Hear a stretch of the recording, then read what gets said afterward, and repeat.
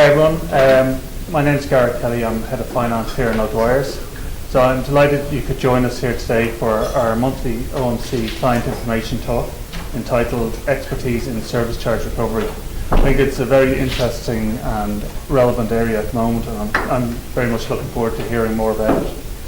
Our talk today has been given by James Daly here from Crosscarry Solicitors.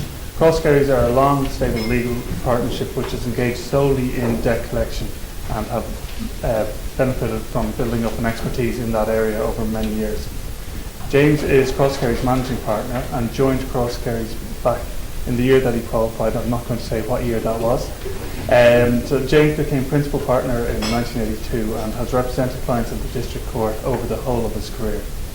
So the presentation will be approximately half an hour, and we will have time for questions afterwards, if any arise. But no further ado, I'll hand you over to James. Thanks, Gareth. Thank you. Good afternoon all, and thank you very much for your attention. Thanks for the compliment of coming here to hear what I have to say about the collection of service charges. By their nature, service charges accrue on an annual basis. They are not huge amounts of money. They can accrue over a number of years to a large amount of money, but as the new jurisdiction of the District Court since 3rd of February last is up to €15,000, the vast majority of the cases in which you or I will be instructed are going to fall into the District Court.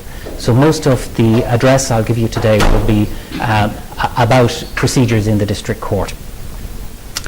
The first thing I'll mention is that when I qualified back in 1975, the jurisdiction in the District Court was very, very small indeed. The present jurisdiction of the District Court, up to €15,000, would have frightened most newly qualified people. They would have thought, oh my God, I can't accept that responsibility going into a public forum to present proofs. I will need a barrister. In some cases, I would need a junior and a senior barrister for that order of huge money. But that's all gone now. And the vast majority of cases being dealt with at a hearing stage in the District Court or in preparation stage in the District Court are progressing without the assistance of a barrister, and that saves costs to your clients. Most solicitors practicing the District Court will present your case for €15,000. In the Circuit Court, barristers are used. The judges actually like it. It's a lot more formal. The rules of evidence are more strictly adhered to, and the limit of the jurisdiction in the Circuit Court now is €75,000. Above that, you're in the High Court into another ball game altogether. Now, earlier this year, in February, they introduced the new District Court rules. These have modernised procedure in the District Court and reflect the experience of the Rules Committee in how cases were badly managed up to that in the District Court. Principally, from the District Court's point of view, the vast amount of court time wasted in ill-prepared cases, cases that were coming on for hearing and then not being ready or being adjourned repeatedly because the parties had some excuse or other, or some documentation wasn't ready. So the very first thing they did in the rules was introduce not only the 15,000 limit, but the idea of pleadings in the District Court for the first time.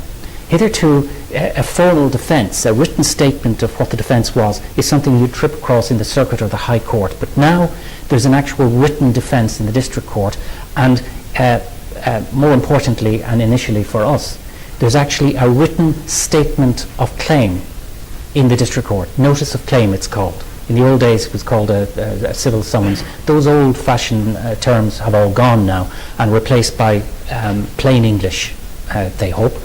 And in the notice of claim, there's a great deal of information required by the rule. Obviously, you need the names, addresses, and descriptions of the parties. You also need, in separate paragraphs, a statement of what it is you're coming to court for. What exactly is the relief you seek?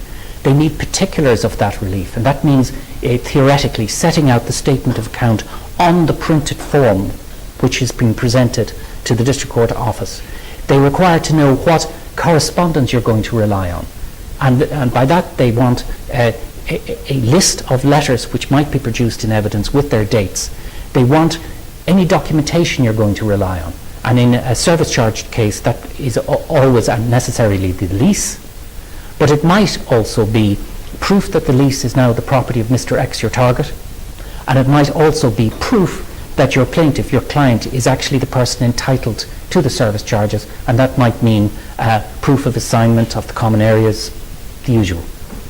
Now, theoretically, all of this has to be listed at inception, and I can say that that's a bit of a bind, because as any of you who have assisted cross-crees and defended cases know over the recent years, one of the main issues we have is the finding of the lease.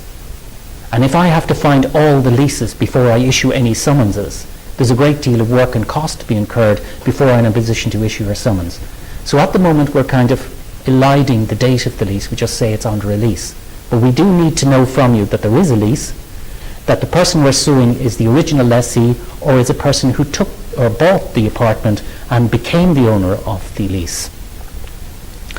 We also need to know, of course, that our client company, usually the owner's management company, is in fact entitled to the service charges. They're only entitled according to case law, and there are different opinions about this, but by and large the settled case law is that the owner's management company only becomes entitled to recover the service charges at law when the common areas have been transferred. Okay? So up to that moment, you're meant to sue in the name of the developer. Now, I have opinion from an imaginative barrister that suggests that where the actual words in the lease are drafted in such a way that service charges may be payable either to the management company or to the developer, that you could sue in the name of the management company. I happen to disagree with the opinion, although it's imaginative and it's helpful. I know that drafting from a solicitor's point of view was stuck in to deal with the idea that at the start of the lease they anticipated that sometime in the future there would be a transfer. So instead, when they come to paragraph 26 saying, and the service charges shall be payable to the developer, they say, oh yeah, but we provided that there was going to be an OMG at some stage. So they stick in, or the OMG as the case may be. And those words, as the case may be, are the important ones. For safety, at the moment, I consider it essential that where the common areas have not been transferred, the debt is due still to the developer, and that's a nuisance.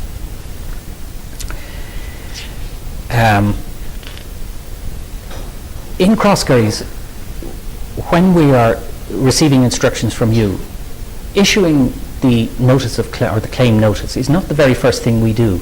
We would like to have such personal information as you have about the debtor, which we put into our database, and it helps our people deal with the debtor should the debtor respond to correspondence.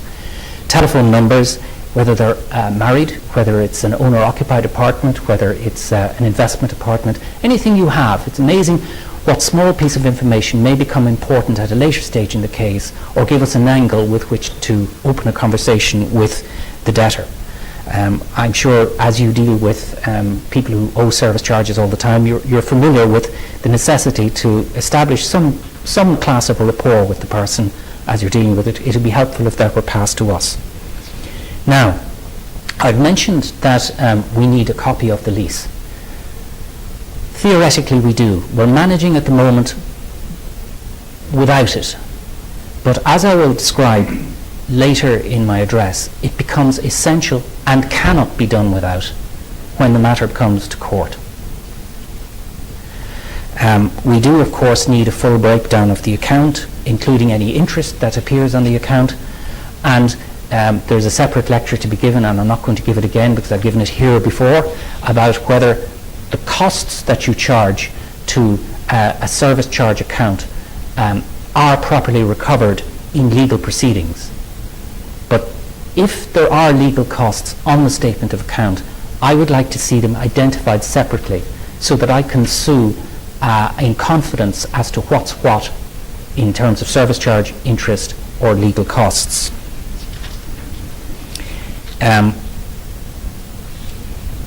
Embarrassingly, recently we got instructions to take over another solicitor's service charge file, but only after we had discovered that that previous solicitor had sued. The first step the instructing management company had taken was to just say, look, forget him, we'll use Crossgrays, and they sent us the whole account, including the amounts previously sued for, as a new instruction. So we sued. Very first thing was, the debtor, wouldn't you know it, was a solicitor, and he objected, because there is a rule that you can't sue twice for the same money. And as I speak to you today, I still haven't got a separation of the account, probably over 5 years, as to which exactly was the amount they sued for, and which exactly is the remnant that I can continue my proceedings for. So you do need to be careful on the construction of the account as it's submitted to us for collection. Now, in the district court, we issue and serve that document I've described as the claim notice. We prepare it in triplicate. We put in the necessary particulars, we apply to it the necessary stamp duty, and then we have it issued in the court, and then we serve it on the defendant. Service on the defendant is usually by registered post. There are provisions for now, thanks be to God, for service personally. Otherwise, we'd have to go to court for special orders called substituted service. The defendant has approximately 4 weeks from the date of issue to pay the account. The notice of claim will say in it, in part of its text, and you'd better pay this money within X days, otherwise the costs increase, and they have that 4 weeks in which to respond to you at lower costs. The notice of claim, incidentally, also has to specify that a demand has been made, and you need to actually provide a date for the demand that you have issued to the debtor before issuing proceedings. It being considered unfair to commence something as important and expensive as legal proceedings against a person without giving them fair warning. Your letter is good enough. You know, as long as I have a letter making demand for the amount I'm about to sue for, that's fine. After the periods provided for in the claim notice, and if it's in the circuit court in the civil bill, have elapsed, you are entitled to seek summary judgment in the office. Now, summary judgment in the office is by far the cheaper way for your case to develop. And historically, I think 85% of your cases proceed without being defended, so that you don't have to consider the costs of a defended hearing in the vast majority of your cases. Where summary judgment is to be secured, you or your client, a director of your client, will swear an affidavit as to the facts, and attaching a statement of account or referring to a statement of account, and if the case hasn't been contested, that's lodged in court, provided we have done the papers correctly and paid the right amount of stamp duty, you will then receive a judgment. That's just a piece of paper which recites the facts and the amount of money that's due. Now, defended hearings are a different case. I have to mention again pleadings in the district court. The Rules Committee considered that to avoid waste of court's time, the issues should be patently clear on the face of the documentation, and that the preparation should all be done in advance and not done after the event when the case becomes a defended case. Now, in practicality and economically, it's impossible to advise proofs, secure copies of all the relevant documentation, ensure the originals are available, and brief the witnesses or take statements from the witnesses for all of the undefended summary cases where you're going to take summary judgment. All that work would be wasted. So in fact what we're doing is issuing the claim notices, reciting the necessary facts as best we can, and then when the case is defended, we look at the defence that's received, and then we make a judgment as to what we do next.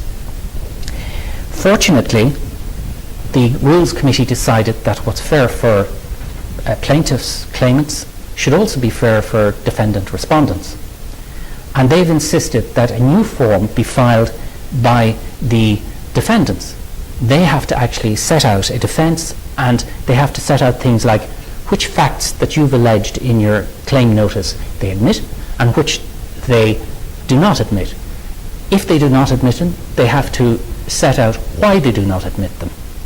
And then they have to say what documentation they're going to rely on, what correspondence they're going to rely on, and if they have any excuses for non-payment, such as the usual complaints about the management of common areas, or this isn't clean, or the lift doesn't work, or I'm on the ground floor, why should I pay for the lift? That has to be set out. Now, I asked around before I prepared for today, and as these rules are only in operation since February, they're still bedding down. But there's one trend already evident, and that is that my colleagues in the country, on receipt of an instruction to defend a case for debt in the district court, are looking at the amount of work they have to do and deciding that it is uneconomic for their client's point of view for them to go through that much trouble. And the incidence of defences of that sort, formal defences with the rules adhered to, is very small indeed. So as we look into the future, it's possible that you're going to have even less defended cases. And that's good news, and it's one of the objectives of the people drafting the rules. In the circuit court, that's over 15,000.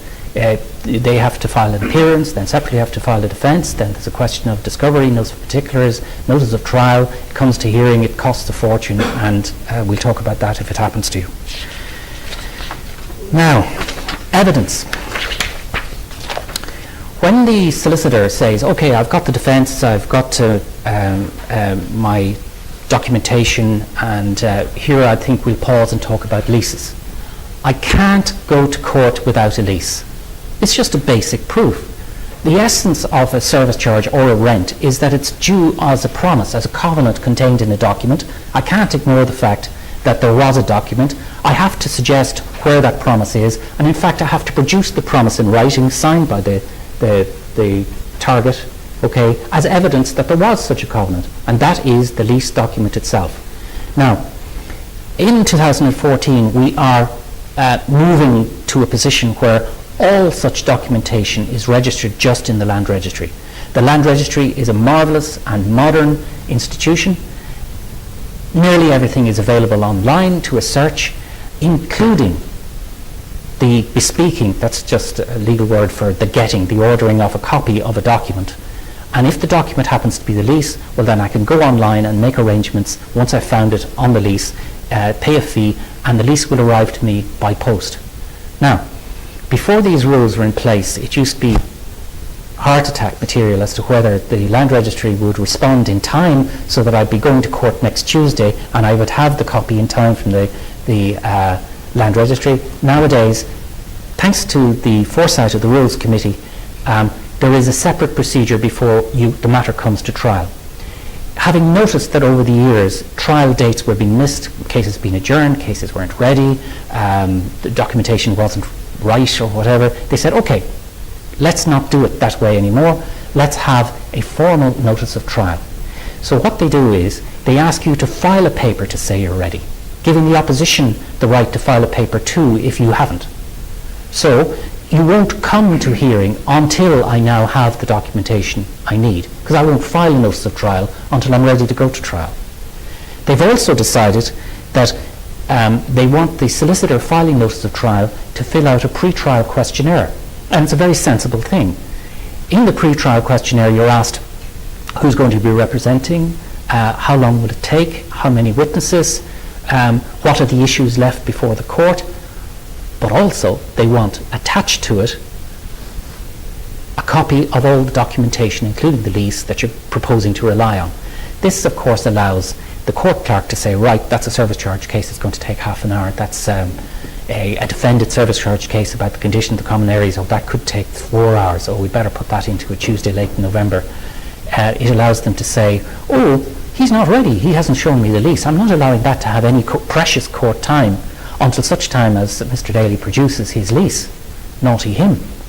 So I won't be getting court dates for you until I'm ready, and I think that's good, because hitherto there was quite a short lead time sometimes between the date on which I knew it was defended and the date on which I had to have my witnesses briefed, have my documentation ready, and supply all the copies necessary to the court.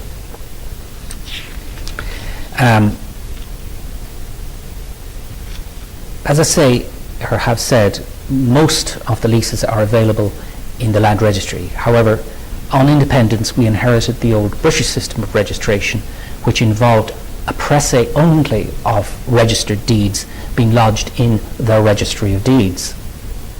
And I can't win a case with a presse except in exceptional circumstances, because the presse will of necessity not contain the words, I, Joe Bloggs, promise to pay service charges and rent. So since the covenant isn't in the document, I can't produce the presse. So where is the lease? Well, when the apartment was bought, the solicitors and their clients met in a room, and the lease was prepared in two, and God bless them, in some wise men's cases 3, but usually in 2 copies. All right, and the money is on that side of the table, the leases are on this side of the table. The leases are all signed up by the seller, not yet signed by the buyer. As long as the buyer is satisfied with everything he gets, the documentation is handed across the desk, the buyer takes them away, we take the money, and everything should work sweetly, except he's meant to stamp the documents, register them wherever he's going to register them, and then return one of the 2 copies to the seller solicitor. It is unusual for that to happen. The vast majority of solicitors take the 2 copies, lodge them in the Land Registry, forget them, lodge the other one in the bank, forget it, and nothing comes back to the developer, and therefore the developer, when you ask him, doesn't have it, can't produce it, and what do I do? The solution to that is very tedious indeed. I take proceedings in court, explain to the judge, look, this appears to be what happened. It's not in the Land Registry, judge, it appears to be in the Registry of Deeds, and I can't get an answer from the developer solicitor. The developer's gone bust. Would you please give me an order forcing Joe Bloggs, our target, to come to court with his own lease? That has worked, but it's so tedious and takes so long because it dodges from date to date to date, and he comes up with excuses that I can't find it, or I'm not sure where it is, or I haven't heard from Joe Bloggs in so long. Yes, I was a solicitor at the time, and my solicitor's died, or I don't talk to him, or I owe him fees and he won't cooperate. It's fortunate that indeed the vast majority of cases are actually Land Registry cases. Now, coming to court, the lease says in it that the service charges shall be calculated in a certain way and they will be due on a particular date. And quite a lot of these leases have a formula in them, and of course we all copy the same formula, and the formula is that they shall be audited. The service charge budget shall be audited by the auditors. It shall then be certified that that amount was actually spent at the end of the next year, and that the certified amount divided in accordance with the percentages set out in the lease shall be paid. So judges for a while were insisting on seeing that certificate, and that certificate is usually non-existent. It's actually contained in the management accounts and is a page at the back which basically says we have audited and reviewed the service card account and find that to be accurate, and that has been accepted by most judges as a sufficient certificate of the facts which have to be certified onto the lease. Unfortunately, some judges take a different view, but you don't know that until you're standing before them in court. So I need the audited accounts for the company for the period that we're suing for. So if you're suing for 3 years, I need those 3 years accounts. And really nothing else will do. It's not like in summary judgment where you just certify that the amount is due. You actually prove it when it's a defendant hearing. The person who's going to give this evidence is normally a director of the management company, not ODPM, but of the management company itself, because they're the actual party suing. I have got away on occasion with it being a director of, or not a director, but an employee of ODPM, but that's not the right form. You're merely agents. The evidence should be given by the most suitable person, which would be a director of the management company. Clearly, the director should be prepared and familiar with the court procedure and what's going to be required in the course of the day. Now, the management agent will also be usually a necessary person to give evidence. The magistrate will explain how the statement of account is made up and will defend because you maintain the account, you'll defend the entries in the account, you'll defend the issue of the calculation of interest, and you'll defend why it was that you charged legal fees to the account before we sued. You will have advance notice of the reasons for non-payment. Mr. lay litigant is about to get up and have his day in court and to give out yards about all the things you didn't do right on his estate. Now, it's very useful indeed to have the particular management agent who has been allocated to that estate and knows precisely what his or her complaints were, and is able to give the answers given to that person at their own meetings. And you will find a very sympathetic audience in court. I think it is broadly accepted now that we've come this far, 2014, broadly accepted that service charges are a necessary expenditure, that people should pay, because if they don't, they're forcing their neighbours to pay more. They are actually subsidising their own life at the expense of their neighbours. And all judges have now copped on that this is basically unfair and that people should pay their service charges. Otherwise, everything will go to ghost estate. So if you are properly prepared and you show the judge that you have dealt as best you can with Mr. So-and-so's leaking roof or his barking dog or the lift that won't work, you are in fact going to receive an open door in court. But you must go to that trouble, unfortunately, in the very, very small number of defended cases that you get. Sometimes, if a case is out of hand, you're going to have an expert on lifts, or you're going to have somebody on damp proof, or you're going to have somebody on grass growth or whatever. That is just out of hand. I have files for service charge cases where the simple matter where somebody owes $2,500 becomes that thick. And that's because of an abuse of the court process to provide a debtor with a platform to air his grievances with the management company. With a file that thick, my advice to you is either write it off or bring it to court as quick as possible. If you're going to have the trouble, you might as well have it soon rather than let it go for 3-4 years and accrue a size for that order and all the time and costs. We are deeply conscious that a file of that order is wholly economic from your point of view for us to maintain. And we try our best not to generate files that are troublesome, take a long time, and accrue a great deal of correspondence. We consider them to be loss leaders from our point of view. We don't want them. We'd prefer if those cases were managed or settled, or otherwise avoid taking them in that way to court. Sometimes, of course, you have very difficult people, and there is absolutely no way to bring them to terms until they get that short lecture from a district judge or a circuit judge. Now, at the end of the hearing, the judge will make a decision, and depending on what that decision, let's be optimistic that you win the case. I would say here that the vast majority of cases are won. This is not due to any special skill. This is because you did not sit down in a dark room somewhere and decide we are going to make up a debt owned by James Daly and you are going to sue. In fact, all the money is due. It is a proper debt. You haven't made it up. You haven't usually made a mistake. So you will necessarily, or should, win, and you have in the past won nearly all your cases. So you're now holding a judgment.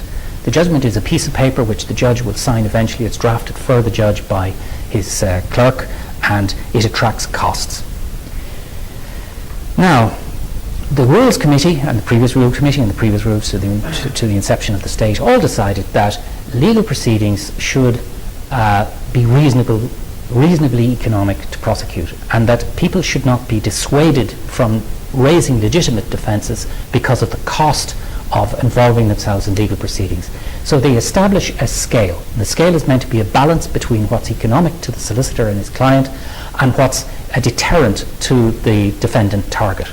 And that scale is rigid. So I may only recover a certain amount of money when I win for you in court. And even though the 9-inch file has cost me thousands to bring to court, I may still only recover €618.12. And that's just a fact of life. There are exceptional circumstances where the judge forms an opinion that the acquiring of the lease, for instance, justified the expenditure of the €25 it's going to cost. He will allow the €25. He will say it's justified for the director to come up from claim, okay, and that the travelling expenses of the director should be allowed. Usually not.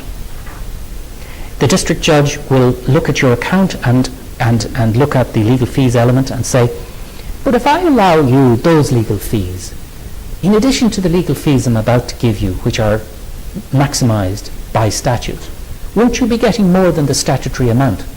And they will disallow those legal fees normally.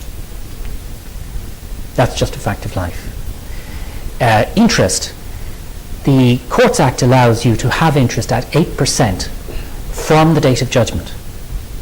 There is legislation, late payments, that allows you to recover interest theoretically from the date on which the invoice originally became due.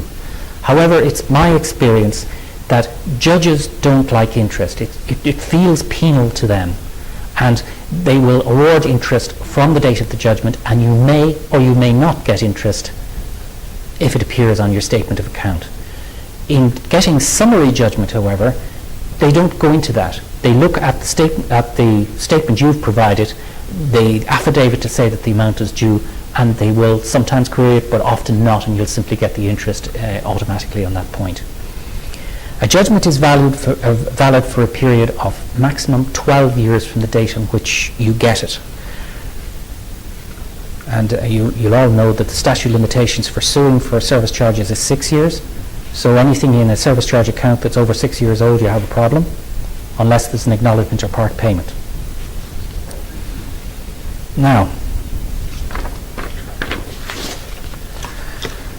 Dorothy, I'm going to go into the section dealing with forms of execution of a judgment, and we'll start with registration. You now have judgment, and your debtor has been told that there's judgment, and he still hasn't paid, or she hasn't paid. The first option I want to discuss is registration of that judgment. You all know what Stubbs Gazette is, and you've all read the judgments entered in the Sunday Business Post or whatever, and that procedure is permitted because there is a place in the central office where you go and lodge certain papers at a small cost. In they go, and somebody enters them onto a computer database, and then the public is entitled to interrogate that computer database, and if they find that judgment, the judgment is a matter of public record, and they may repeat what's contained in that register, and that embarrasses people, especially if they're in trade and they depend on credit. If they're a commercial customer, that is usually a deterrent. We hardly ever register judgments for you. Most of your customers your debtors are private people and not in business, and registration of a judgment is unlikely to embarrass somebody who's in trouble with his bank and isn't paying service charge just because he'd prefer to pay the mortgage. So we very rarely register judgments for publication on your behalf. Now we move to the sheriff. This is a nice old-fashioned term, and we're all brought to Nottingham straight away, and I can assure you the modern sheriff is nothing at all like the Sheriff of Nottingham. He is in fact an important official with considerable powers to interfere with the private property of citizens of the state. He is, however, a very busy man, and his costs have not been modernised. We send an execution order, which is merely a version of the judgment with a seal of the court on it, and we ask him to go out to Joe Bloggs and see if he can lift goods or do a deal with him in some way so that he will pay the debt. In fact, what he does is he will eventually serve him with a group of letters saying, I am the sheriff and a judgment has been placed with me, what do you propose to do about it? And he is so busy and so under-resourced that it is our experience in Crosscarries that the sheriff is not a very effective resort for you in collection of small amounts of money. By small, I mean it's not 75 grand, it's 5 grand. The sheriff works on a percentage of what he recovers. So if he has debts to recover from some farmer of 5.5 million for machinery not paid for, that's the one he's going to look for. If he has cars to recover for Woodchester or whoever, that's the way he's going to go, because it's something very discreet and easy to do for. The worst sheriff's nightmare I think we've ever been involved in was when one of our co-op clients wanted to foreclose on a piggery. And the poor sheriff actually wound up doing it eventually, but what he had to do was make arrangements with the farmer to arrive at a certain time with the appropriate form of transport and load the animals onto the vehicle and take them away to be sold in the mark. And I forget, but I think it took something like 9 months to arrange that. The sheriff is not an easy and quick resort. It is a sort of a, yes, if we can do nothing else, we'll send it to the sheriff and see what happens. The sheriff will seize goods and sell them. The sheriff will make arrangements, take installments, and pass on the balance after his poundage to you. Now I want to talk about installment orders.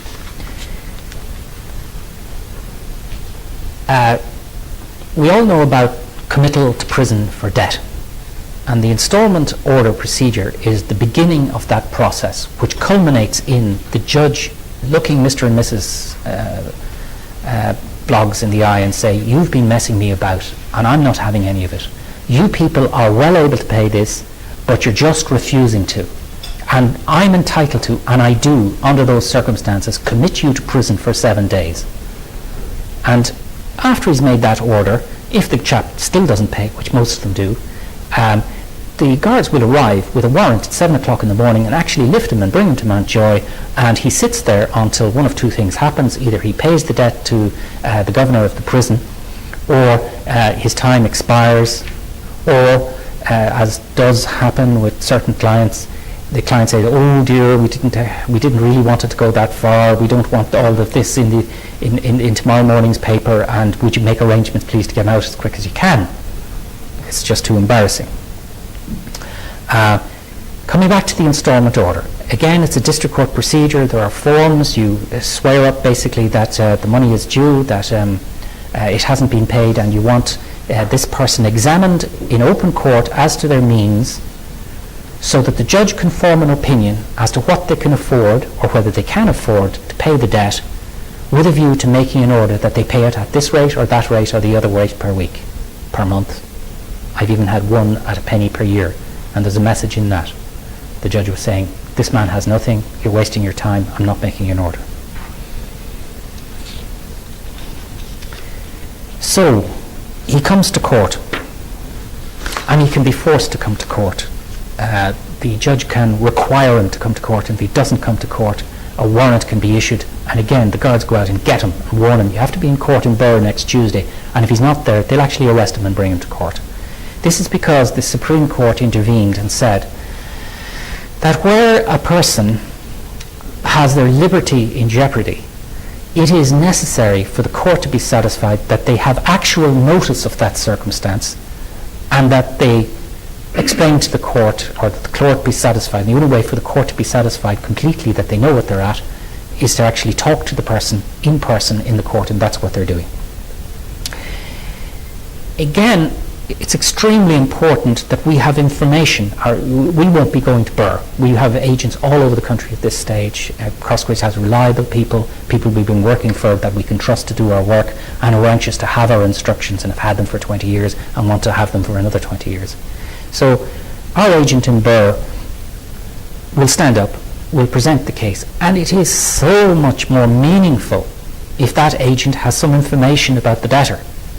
If you're living beside a person in an apartment block, it is likely that you will know where they work. Does their wife work? Do they have other properties? Is this an investment apartment? Is it let? Is it not let? Are they living there? Have they kids? And if I have all of that information available from my agent, it completely undermines any messer coming to court telling lies. Because remember, the judge has to make a judgment as to what he's told, and they will tend to accept what they're told by members of the public in court. If they can be contradicted, you completely undermine the messer, and the judge will then tend to disregard what they say, rely on what you say as reliable, and put the debtor under a lot more pressure there on the instalment date. If the debtor doesn't pay the instalments, you're entitled then to go back on an affidavit saying he's paid €10 but he didn't pay a bob more, there is still this amount due, totting up all the €10 he should have paid and didn't pay. The amount of €475.16 is now due, and we would like to go on to the next step and have him committed. The committal hearing is again a very formal thing. The person's liberty is at stake. It tends to actually become a rehearing of his circumstances, and it's again critically important that you have a person in court who understands of their own knowledge what this target circumstances are. You will have a much better success rate if you have good information in court on that date. If the judge gives the debtor a chance, what he does is he either makes a new instalment order and says, no, actually we'll call it quits up to now, but from now on you have to pay €12 a month or whatever it is. That can happen, and then you go through the procedure again if he defaults in that. But ultimately, the judge will get fed up of his particular debtor, and he will warn him that he's off to prison unless he pays. And that is a real sanction, and has a very good result with the Messrs, people who are matters of principle people, or the people who have a lot of rental income and just are applying it elsewhere to their own life or to their own liabilities, and don't think that service charges has a great deal of priority. Information is the key on that one. Now, moving on to the next thing. Where you have a large amount of money accruing from a long-term debtor whose circumstances are useless, what do you advise your client to do? Well, clearly, the client is in a position where the other 99 residents are paying. They'll just have to budget around this man while making a provision for his debt and saying it is still a debt and it is still owed to us and it only has a lifetime of 12 years. We're going to have to do without it in the short term because we simply can't bring him to terms. What you do there, it's open to you to register the debt as a judgment mortgage against his property, and then that property cannot be sold without the judgment mortgage being paid off. Nowadays, unfortunately with people in negative equity, the holder of the first charge gets paid before any bob is paid to you. It's not split, it's not balanced, it's simply they get it all, you get nothing. And there's nothing you can do about that. If the negative equity in the bank is sold, well then your judgment mortgage is worthless. You won't be paid on it. The judgment mortgage lasts as long as the judgment, 12 years, not a day more. And the judgment mortgage carries 8% interest with you. Ultimately, when some solicitor comes on and says, I understand you acted for ODPM in the matter of such and such, well, I'm now representing Joe Bloggs and Joe wants to sell his property and I've got a buyer, but I find that you've got a judgment mortgage against it.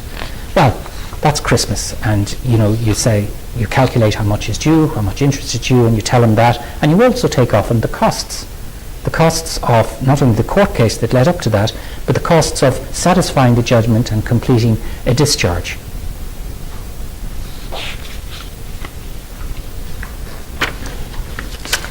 Now, a more exotic form of execution that I'm going to address because it's come up at a previous seminar is what's known as the appointment of a receiver by way of equitable execution. And unfortunately, this procedure is only available in the Circuit and High Court. And you can, however, apply for the appointment of a receiver on a district court judgment. The costs associated, which may or may not be recovered, are €2,000 to €3,000, so you won't be doing this for a very small debt. But what happens is, you understand that Joe Bloggs has 3 apartments in your complex. They're all let, well let, and you're not getting a bob out of them. So what you make a judgment and you say, okay, we've done a search and we cannot find that he's overextended or that he's in negative equity, what we're going to do is ask the judge to consider the circumstances and then make an order that the rent is paid direct to you. And you do it without notice to the debtor. You explain the circumstance to the judge and you say, we've got judgment, blah, blah, blah, blah. May we please have a receiver appointed? The receiver always has to be a solicitor. Very often, if Crosskeys is applying, it's one of our partners that's appointed as the receiver. There is one jurisdiction in the country which thinks, no, it should be an independent person, not the plaintiff's solicitor, but that's only one jurisdiction. The application is made, the judge makes up their mind, they can make a conditional order and defer consideration of an unconditional order for a period of time. The idea being there that you let the tenants know about the conditional order and you let the target know about the conditional order, and it's all coming back to court on the 30th of June, and you'll have a chance to have a say then. If nothing is said on the 30th of June, the judge will make the order unconditional.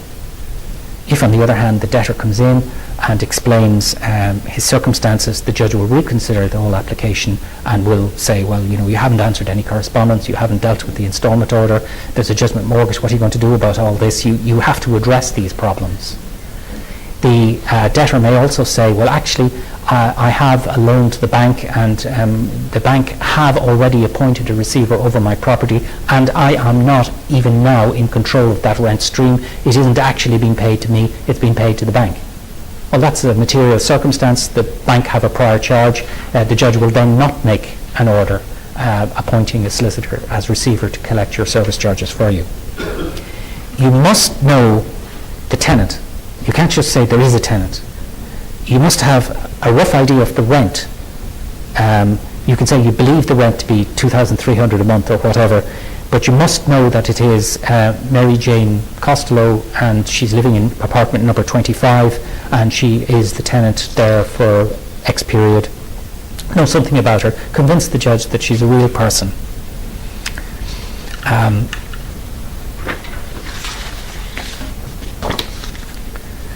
Now, by way of passing, and for no other reason, I'm going to deal with the word bankruptcy.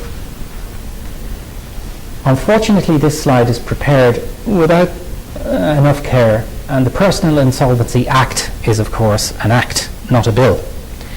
This is the act that deals with personal insolvency practitioners and the different forms of insolvency and bankruptcy that are available to people, and I'm sure all directors will have read many commentaries on the Act in the papers when it came in, and everybody will know that it's actually not being much used.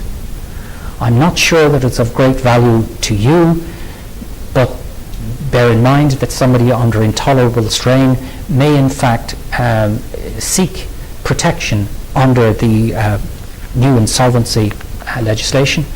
And speaking as a debt collector for a long time, sometimes I don't blame them. People can get in over their heads. It can be affecting their health, their family life.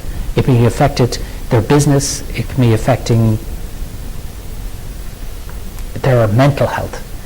And personally, I think it's a good idea for such people who aren't going to cope and aren't going to pay your debt anyway to go to somebody else who will take the burden off them, make the necessary decisions for them, and release them from the stress over a period of time. The period of time is about 5 years, and now it used to be 12 years, and the spectre of bankruptcy is a lot less frightening now in 2014 than it was for the last century. At the end of the notes, I've prepared a flow chart of the procedures available. Sorry, maybe you don't have it, but this is it here. It's on the screen now. And that, in effect, in a flowchart, rehearses the procedures that I've discussed as I've addressed you now.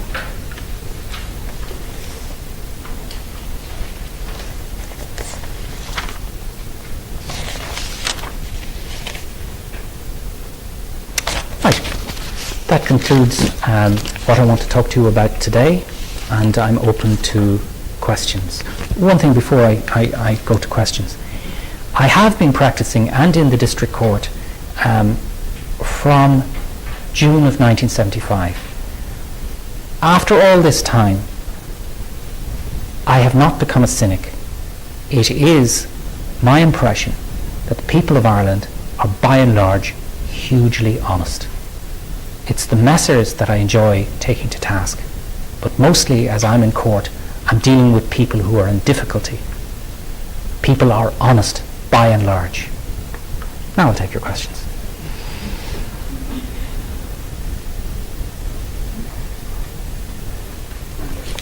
In the beginning you said that the common areas need to be transferred to the management company. Does that mean all common areas, or could there still be one or two, like a daycare in the complex or something, still be in the builder's name? No. By that I mean that if you're suing for service charges out of 25 in Block C, then Block C needs to be taken in, needs to have its common areas transferred. That's before the management company can sue, but before it's transferred, the developer can sue. After it's transferred, the developer cannot sue. That's it. The interesting question hanging in the room is, if the developer is bust and gone into receivership, who sues? The receiver is only a person. He's appointed to stand in the person of the developer, so it's still the developer by the receiver who sues.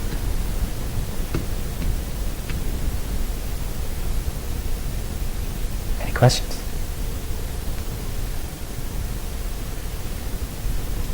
Well, thank you all again for the compliment of your attention. It's always nice to come up here, and thank you for the instructions we've enjoyed from ODPM. I can say that in my career I have very much enjoyed working for the ESB. The ESB is a wonderful organisation with somebody in every parish in this country. If I need to know some information about a debtor or a target or what happened on such and such a day, there's always a group of people in every parish in the country in the ESB who will be able to tell me chapter and verse. I've also enjoyed working for ODPM for much the same reason. You have a hands-on approach to your files. You are familiar with the debtors that I'm going to bring to court. Especially when I'm in court with a particular matter of principle case, there is somebody here that I can rely on to answer the questions that are going to be posed by the judge. Thank you very much.